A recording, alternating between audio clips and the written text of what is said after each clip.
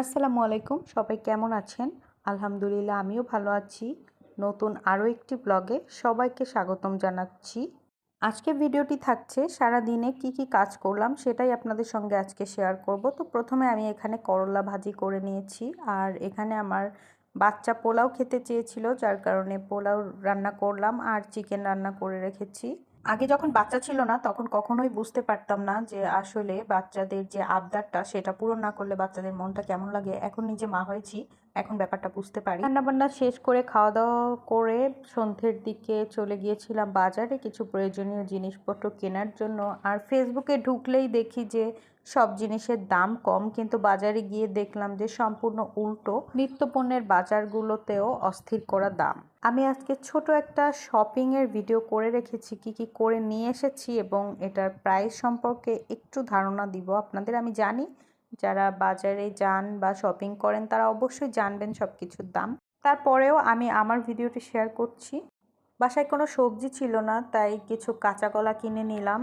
6 piece কাঁচা কলা 60 টাকা দিয়ে কিনে নিয়েছিলাম, সেটাই ভিডিও শেয়ার করছি আপনাদের সঙ্গে। আর এখানে নিয়েছি হাফ কেজি কচুরমুখী 50 টাকা দিয়ে কিনে নিলাম।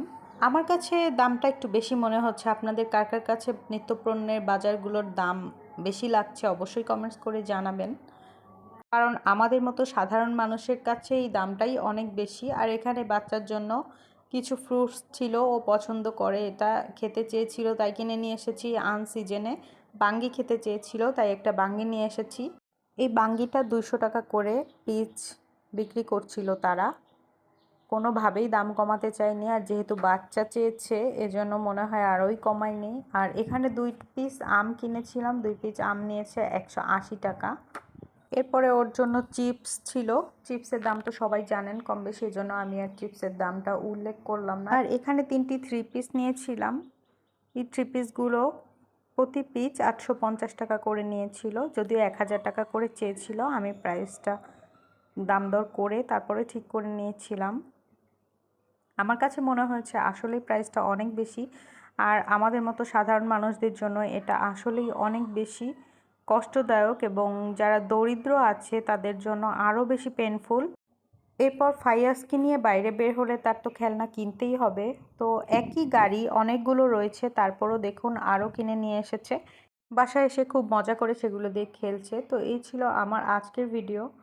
আশা করি ভিডিওটি সবার কাছে ভালো লাগবে। আর বর্তমানে নিত্যপণ্যের বাজারে যে পরিমাণ দাম বেড়েছে, আশা করি কর্তৃপক্ষরা এর দিকে একটু নজর দিবেন এবং দরিদ্র এবং মধ্যবিত্ত মানুষদের দিকেও অবশ্যই নজর দিবেন। এরপরে রাতের খাবার গরম করে নিচ্ছি, পোলাও আর চিকেন একসঙ্গে মিশিয়ে।